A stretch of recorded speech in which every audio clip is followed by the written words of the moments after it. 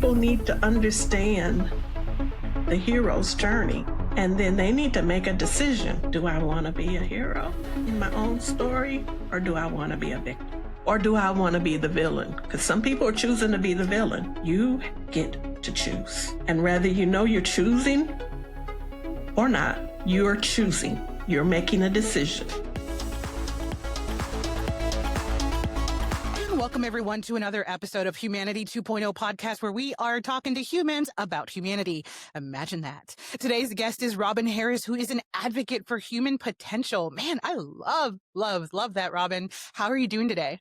I am doing excellent and wonderful. Ah, that's so good to hear. I mean, how could you not be? You're an advocate for human potential. Like, what does that even mean? Well, I started using that as my sort of centering long before we got into this whole AI thing. But now I'm truly an advocate for human potential because we are so magnificent. We have so much potential that is just sitting there. It's just sitting there waiting on us. It's like, hello, come get me, come cultivate me, come on, come play with me. And we are being in today, we are being lulled into ignoring our human potential and chasing something artificial. And I'm not against technology. 25 years in the industry. I love technology and I use it all. I'm an early adopter and everything, but technology is never more important than humans. Amen to that. Amen to Yeah. that. Yeah. And we will definitely unpack a whole lot of that a little bit later. But what I do want to touch on is that you had this really intentional inflection in the word advocate. Yes. So the word advocate and advocacy in your work, what does that look like in terms of what you do and what kind of actions you take toward advocacy? Well, I work with clients one-on-one, but I offer a lot of free content. And my husband is like, this is a lot.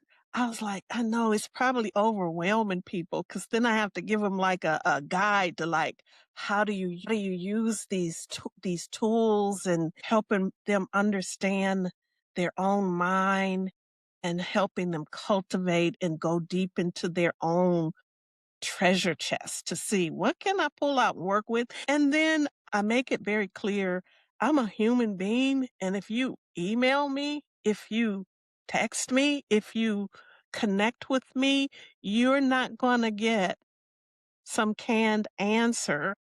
You're not going to get some auto response. You're going to be connecting with a real human. A real human. And if I can point you in the right direction, like go read this book, go do this, go take this program, go look at what this person had to say about this, because this is so applicable to your circumstance. Because I know I'm not the end all be all for everybody, but I can probably direct people. Right. Right. You're a conduit. You're a networker. There are so many networkers that I've met in the last couple weeks. It's not even funny, but I love that people are just open to helping other people just simply because it's a good thing to do. It's the right thing to do. It's inherently what we do. We help each other. We, heal each other. We lift each other. All of these things that we do for others. It's so beautiful that it's a natural response. Yes. I love that I will get an actual response in my inbox from you. I love that. No assistance, no AI, No. none of that. I feel the same way. And I'm just going to say it and put it out there. If somebody writes me a letter, like handwrites, you're going to get a handwritten letter back. So just saying. I'm going to need to open up a P.O. box or something. So Miss Robin, you're talking about humanity, my most favorite subject in the world. Let me ask you this. Are you a good human and why? I am a work in progress. And as far as being a good human, I'm a better human than I used to be. I've made some mistakes, things I've done that I've regretted, hurt some people, had to go back and say, I'm sorry.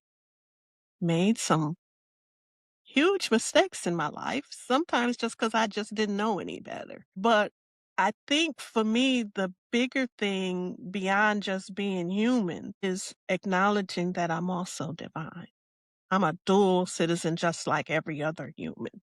And both need to have their space and they need to be, you know, merged. And I'm trying to be a better human. That is my goal. Better and better and better. I come out of technology to compliance where we say talk about continuous improvement. It's never perfect. So better and better and better. There's always a next level. And for me, I am consciously on a journey and I, it's hard sometimes.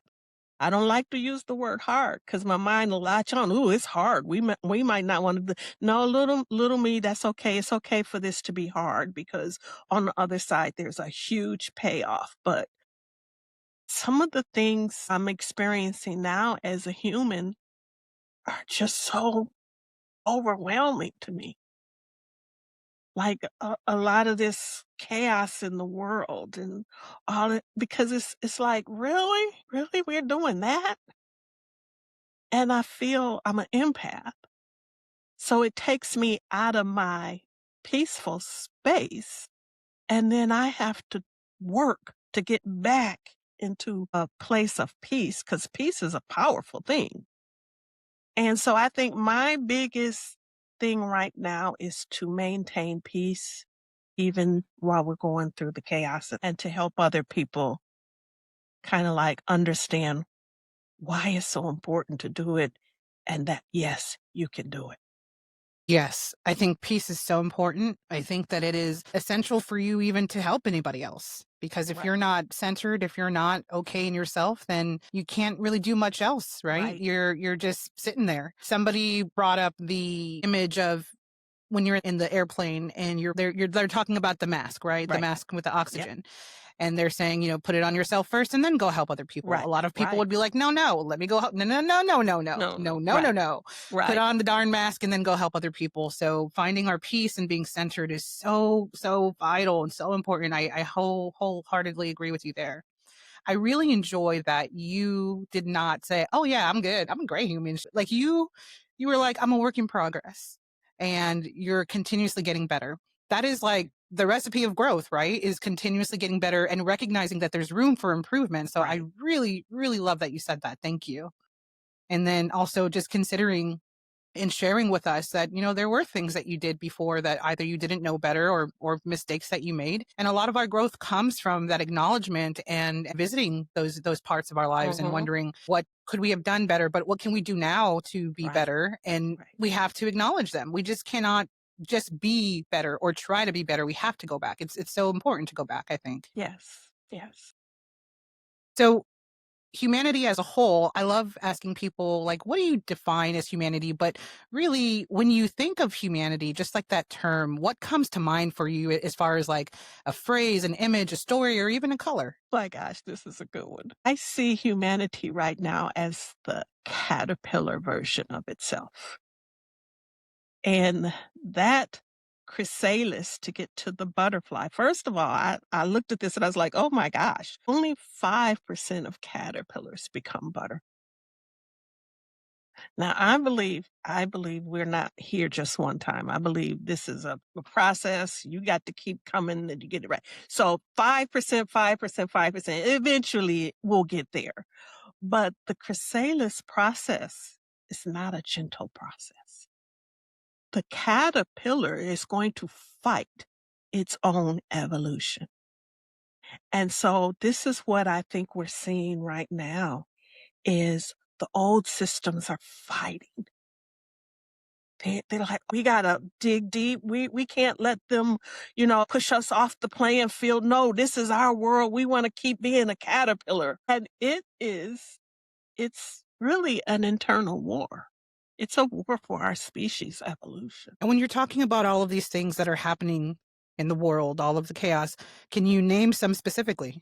Well, the political polarization, the influence of a few tech companies to bring in something with the intention of making the human obsolete, which just sounds absolutely bizarre to me. The whole Epstein file thing, that's like, what the heck? You see, in the world, I was looking at the whole educational system because some of my clients they came out of education because it's like, you know what, I can't bring my best in this environment anymore. So I'm going to have to do something else.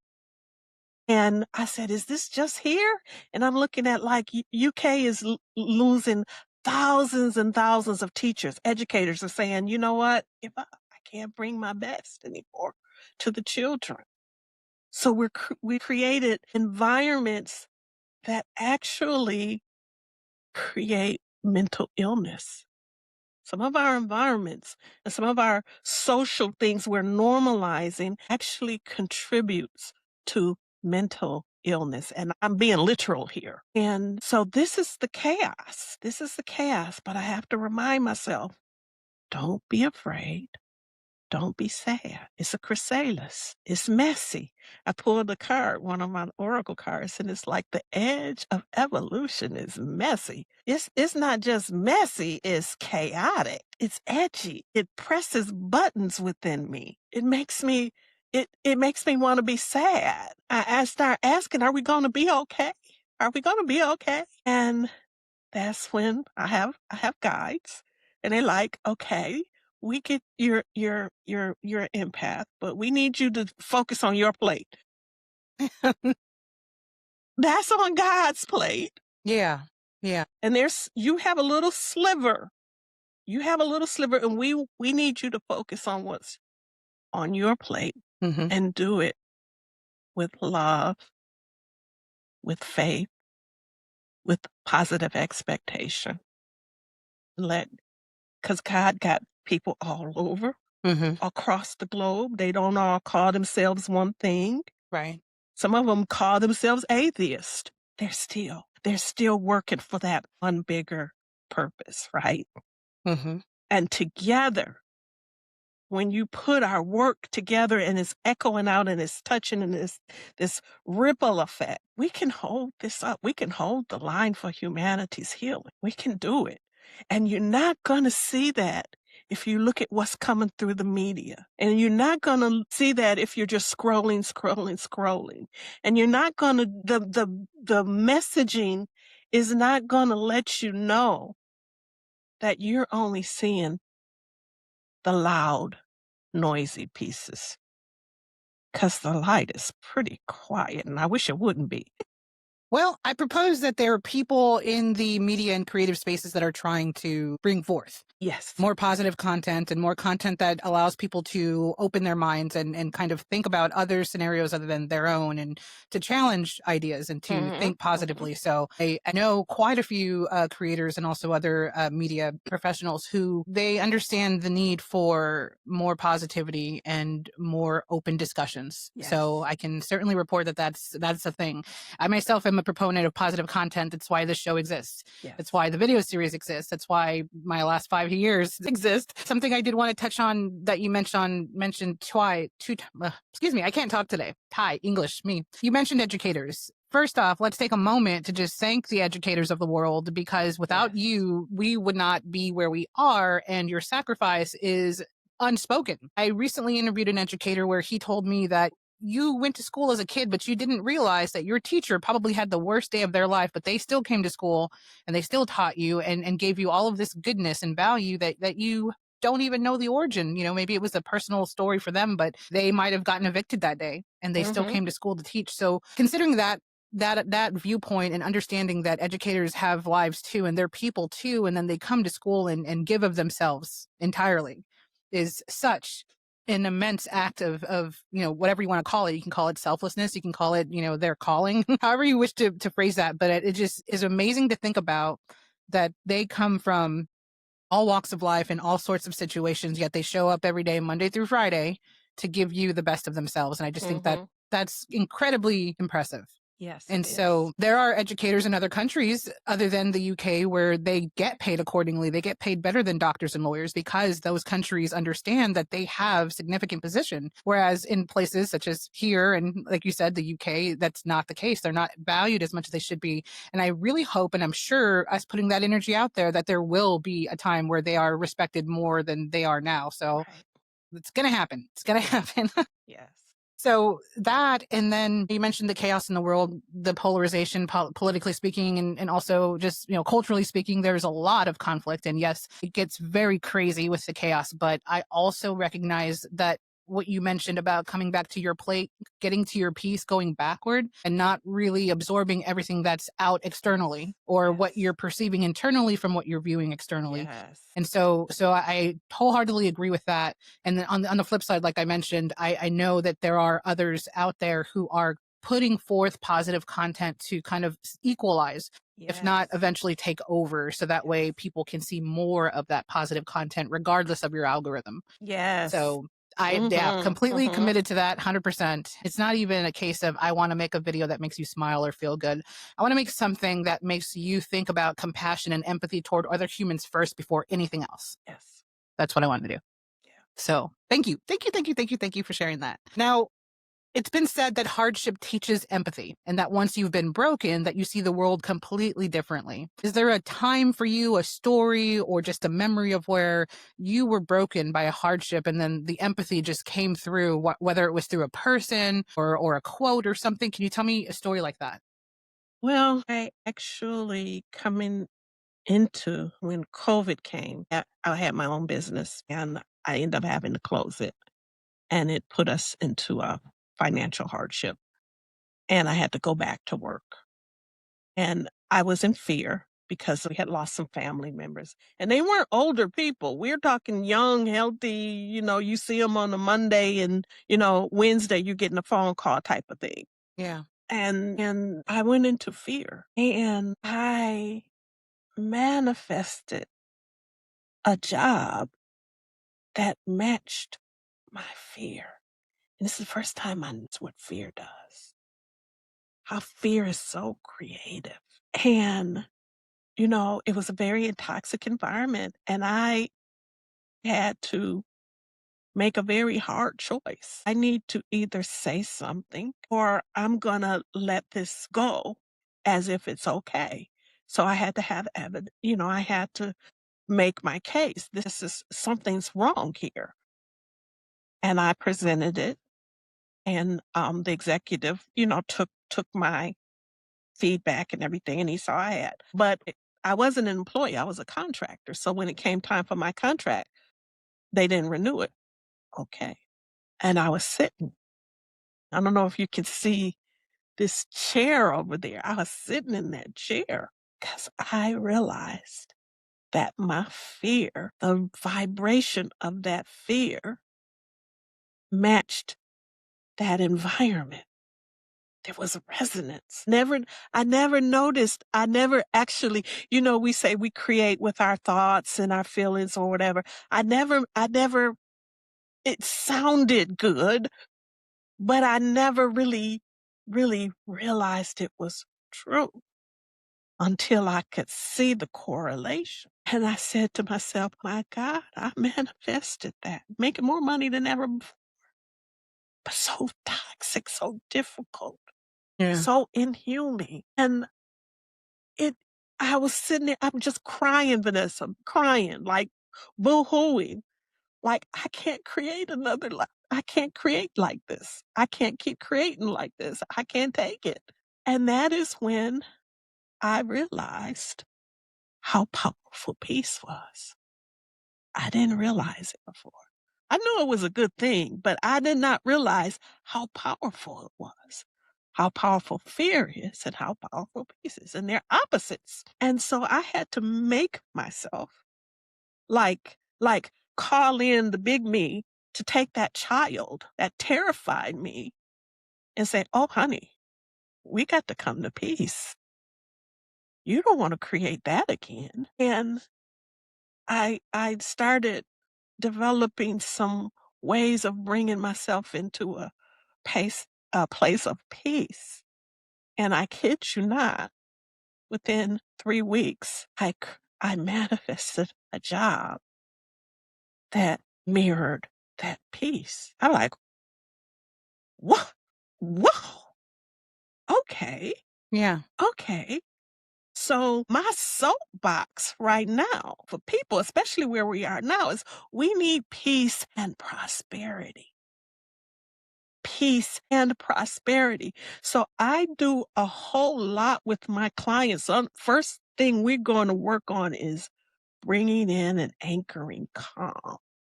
It actually defined how I approach hypnotherapy. And the first place is we need to calm the mind, the nervous system. We Mm. need you in a state of calm. And that calm actually helps create a space of inner safety. It changed how I live my life, and it changes how I work with clients because we're not just doing the progressive relaxation and rushing through and then we Right. no no no we got to bring you into calm. We got to anchor. So it's not just a quick fix, it's a holistic approach. We're looking at everything. Yeah. I love that so much. Now, kind of just going back, how did you get from the point of crying to the point of peace? Well, like I said, I work with my guides. You can call them angels, whatever. They're not me, and maybe one of them is more a higher self version of me because I can tell when that part of me is coming online, but it Mhm. never will take control. But there have been a few times where it just stepped in. And it just like Napoleon Hill talks about it, and he said Henry Ford told him about it. They called it the other. It's a part of you, and it knows things you don't know. But the way that I got to it is I do have the ability to feel like one way and also kind of like witness it a little bit. Mhm. A lot of people don't watch themselves. They never you can and you can learn to do it and you want to learn to do it. Learn to witness yourself. Witness when you're being brilliant because people miss it. They're like, oh, you just said something brilliant. Did I? I don't even know what I said. Oh, well, you just said something that was like pretty left field. No. So the tools, EFT is one of the like tapping. And, I see people do it and they like all calm and everything. Oh no, I'm yelling, I'm cursing, and they're like, this damn thing is getting on my nerves, but I love myself anyway. So there are tools out there. Mhm. So I've done enough work so that there are tools. If you don't have some methods, you will need to build a toolbox. You need to build a toolbox. So I've learned to have a different kind of self-talk because you can hear your critic and it'll tear down, it'll tear you down. It knows your wounds, it pours salts in the wounds. It will just that voice, but there's another voice that says, okay, you're so loved, you're so supported, it's gonna be okay. It didn't work out that time, but it's gonna be okay. Just calm down. Just come and sit for a minute. Come and sit for a minute. Just take some breaths. Let's calm the mind. Let's talk to God. Mhm. And then I have prayer warriors in my life. Sisters and cousins, call my prayer warriors. And I have a niece that's a therapist. Okay, I need you to be Dr. Sean for a minute for me. Well, that's convenient. I have a dad that's a cardiologist. I got a mom that's no. Lord. There used to be some kind of joke about that, like, your friend group, make sure you get someone over here in retail, you got somebody over Right. here at, Nordstrom's, Macy's, I'll cover all the it's hilarious, but my friends used to joke like that back in our youth.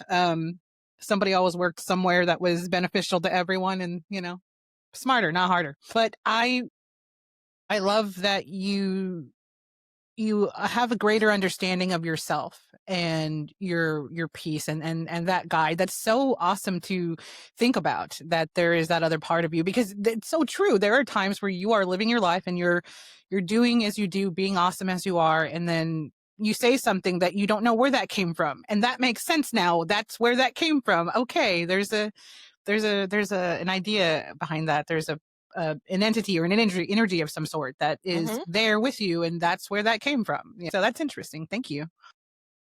What is your outlook for humanity? If you had a forecast, say you were the weather girl, man, person, anchor, what's your forecast?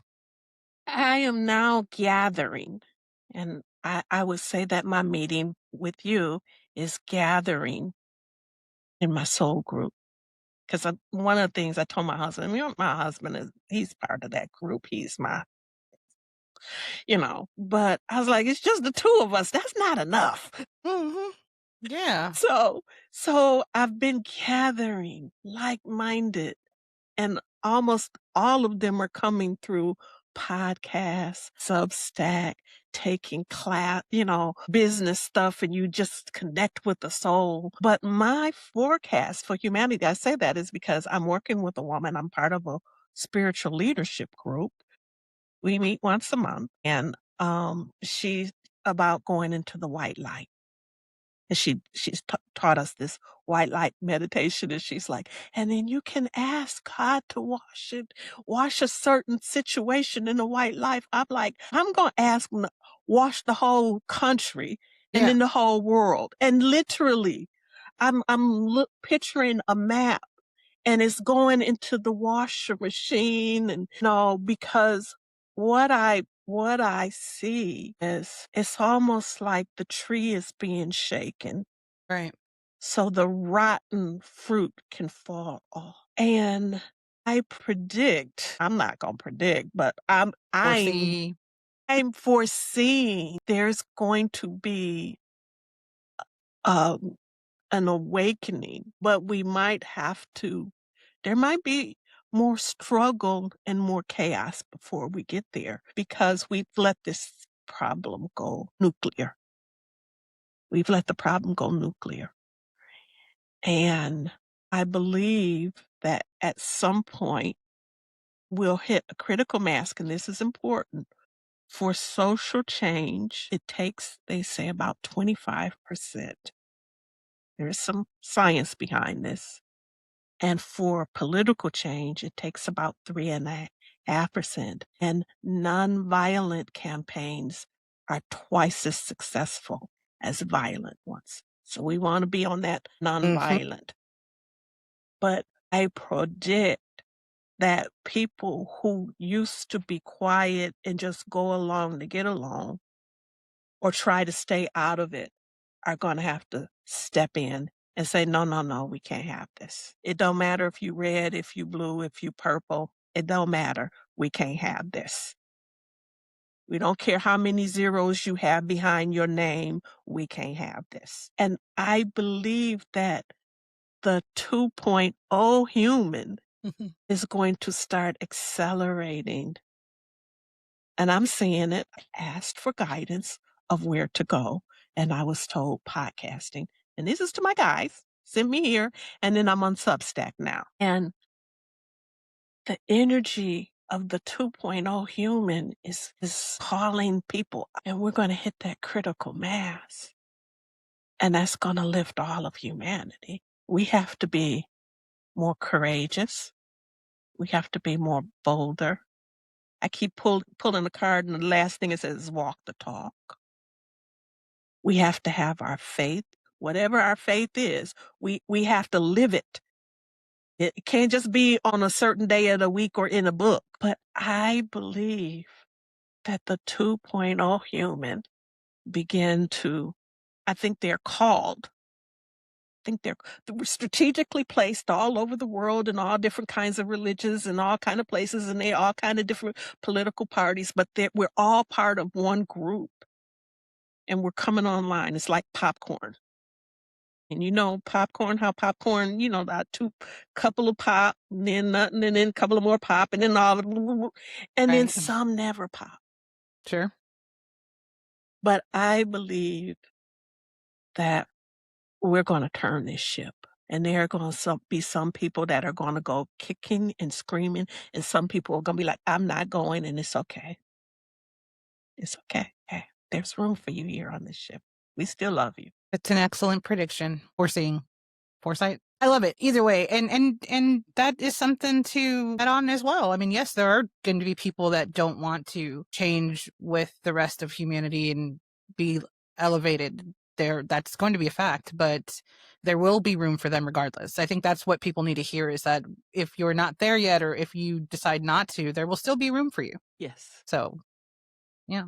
I like to ask people about their work in a different way, so just bear with me here. Can you tell us the why behind what you do and then tell us what you do? Why? My goodness. I'm a preacher's kid, PK. My dad, amazing man. But my story used to be I have church wounds because I got a lot of the wounds because of dogma.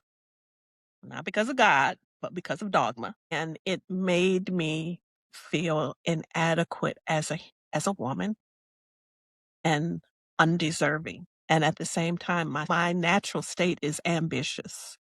And so I started as a child to kind of like start to buck against like, I was trying so hard to get out of having to go to that place. My sisters were trying to be a negotiator for me, and my mom used to send me to my sisters in Ann Arbor when she was at school so I could at least have the summers away from that.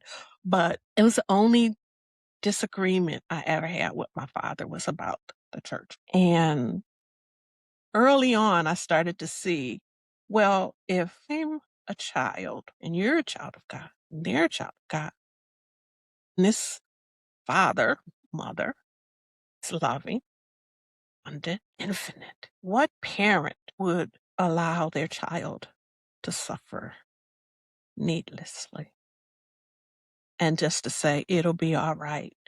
Just keep suffering, it'll be all right, and you'll be better after you leave this plane. That did not set well with me. And I could not reconcile, and then I became afraid of God. So that was a whole nother problem. It's like that is that, and nothing about God. It was a dogma again. In a child that is abused by a parent still loves that parent, but they're also afraid of them because your existence really relies on that parent.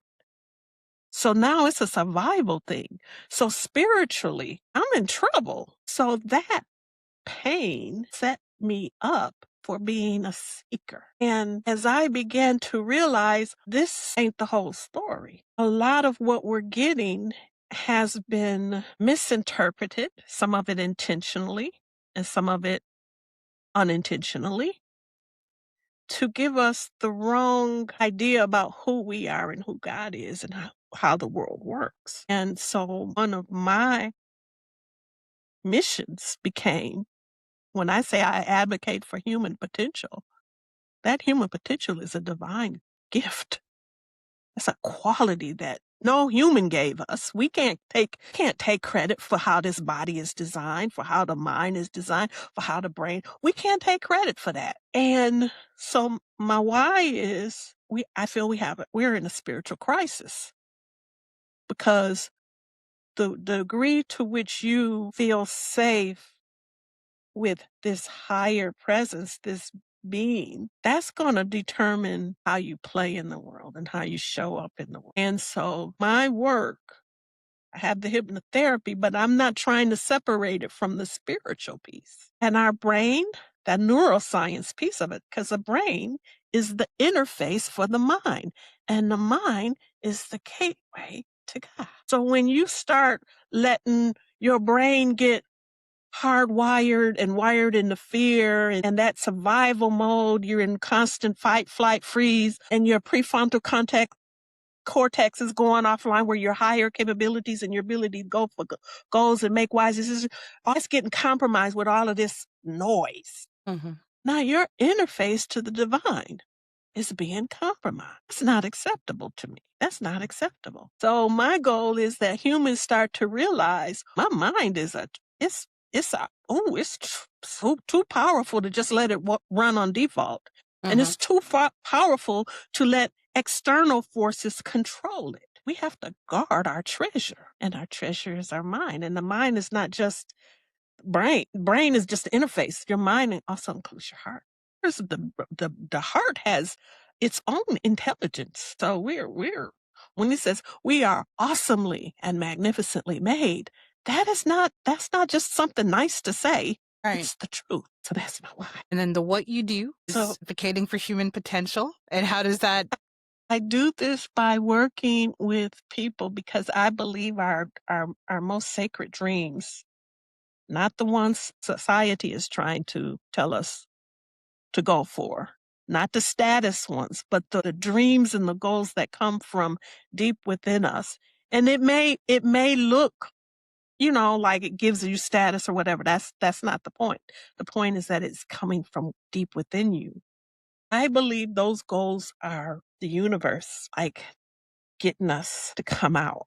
Right. And as we start going for those goals and those dreams, we actually start bumping up against those limiting beliefs, those narratives that don't serve us, those habits that don't serve us, those relationships that don't serve us. They start getting in the way and we start hitting walls.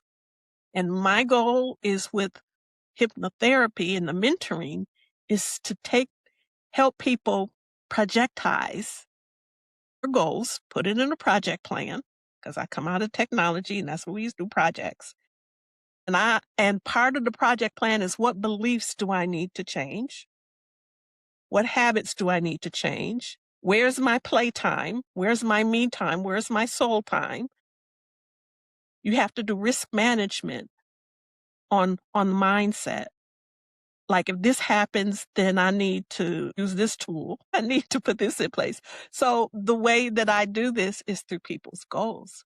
So then we'll work on what it is they want to accomplish. And then they start bumping up against those limitations.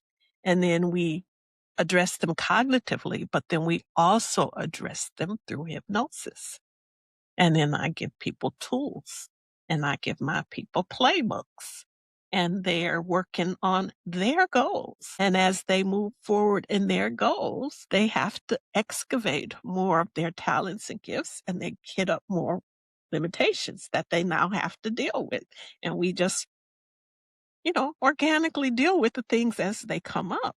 Yeah. That's wonderful work. That is meaningful work. And thank the Lord for you. So glad that you're in this world helping people through advocacy and also giving them tools to use and Hmm. utilizing tools yourself that are not traditional. I mean, I love things that are non-traditional because they have such potential to bring out more in ourselves. And if Hmm. something makes you greater and it's something that was non-traditional, then we should embrace that and Yes. have open minds. So I love that for you, for them, for us, for all of us. Thank you so much. Thank you for what you do. Yay. Thank you. And I'm so glad that you didn't stay in that chair and cry. So glad for that. Now, my favorite question in the whole wide world is if you could share a message with humanity, any message at all, what would you share with them? And feel free to take a moment if you need be. Okay. I would say that the Matrix is real. It wasn't just a story. It is telling us something very real. A lot of fiction stories, sci-fi does that. I mean, here we are with, remember iRobot? Uh-huh. But I will say that when you wake up and you come out of it, you're not going to find that the world has been singed and that's not what you're going to find. You're going to find the world that made him say, "Oh, I just did something good. Look at, I'm just so good. Look at what I just did. Look at what we just did. It's good." But when you come out of it and you look back at the upside down world, it's shocking.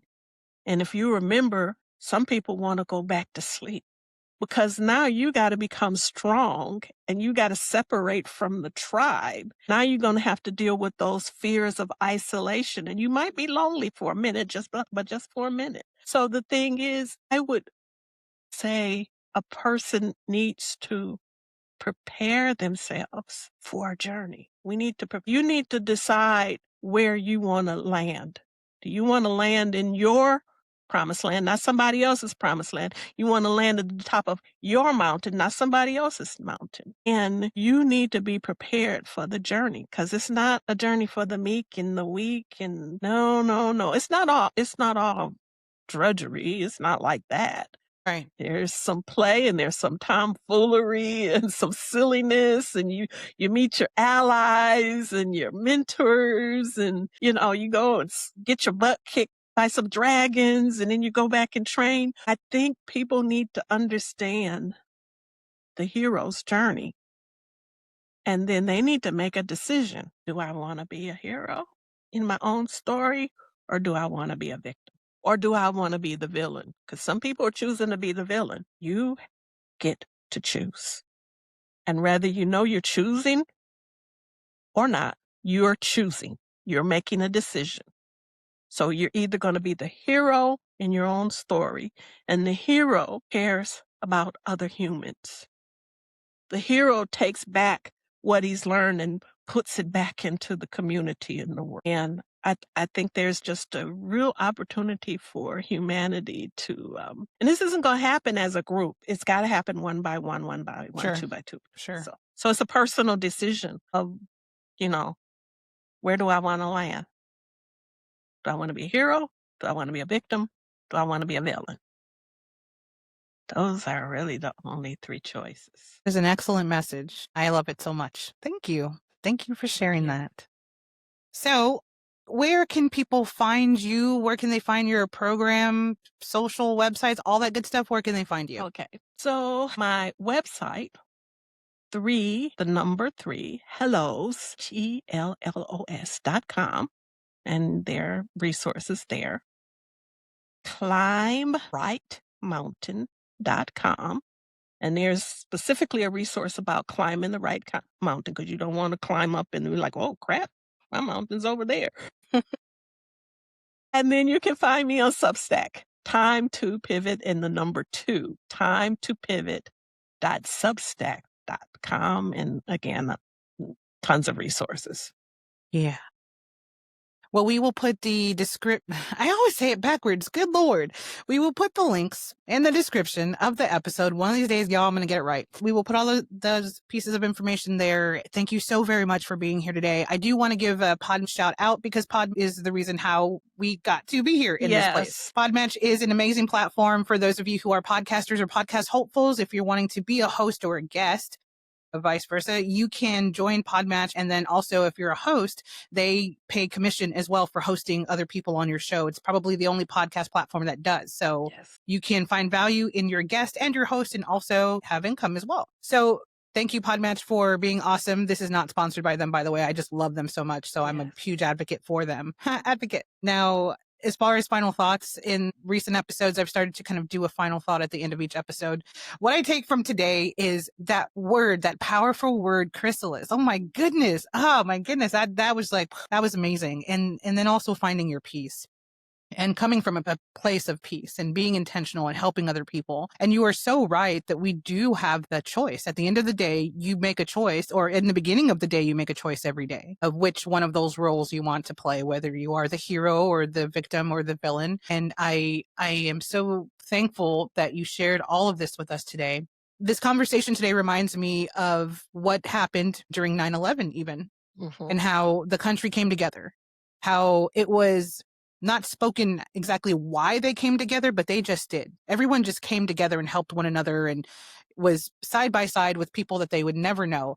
And I'm not exactly sure why or why I thought of that, but talking about the chaos going on around us and everyone connecting more so on a human level, and not even asking like, what do you do or what can you do for me, but just, you're a human, I'm a human, let's be human together and try to help each other. And that internal need to be there for other humans has been really inspiring to see. And they reminded me of during the 9/11 time, when people did the same kind of action and they were just helping each other, whether they were in New York or whether they were in any part of the country. You saw a lot of camaraderie. You saw a lot of people just connecting on a human level. And that led to some really good things for all of us, as far as how we interact with one another, and just, memories of that period in time. So again, not to connect what's going on now with 9/11, that's not what I'm saying. What I'm saying is the feeling of humanity connecting with one another for absolutely no reason other than the fact that we are humans together and we're all experiencing this together. So I would encourage you people to be kind humans. I always say that every episode, be good to other humans, and to reach out to your fellow humans that you don't even know. Create these communities with people that are not like-minded, or people that are like-minded, and become stronger, and then encourage others to be better humans as well. But whatever that is for you, do that. Do something. Don't just sit there, because that won't do much of anything. Thank you guys for joining us on Humanity 2.0 podcast. We will see you next week for another wonderful episode. And again, thank you, Robin, for being here. I hope you have the best week of your life. Thank you so much. Humanity 2.0 podcast is brought to you by Vanessa the Vivacious Productions. Want to be a guest? Visit the link in the episode description for future guest opportunities. Ready to podcast like a boss? Join Podmatch and begin your Podmatch journey via the link also listed in the description. Subscribe to Humanity 2.0 podcast on Apple Podcasts, YouTube, Spotify, and more. Follow and help support the show by buying Humanity a cup of coffee via buymeacupofcoffee.com/Humanity 2.0 podcast. Above all, don't forget to be good to other humans. See you guys next time.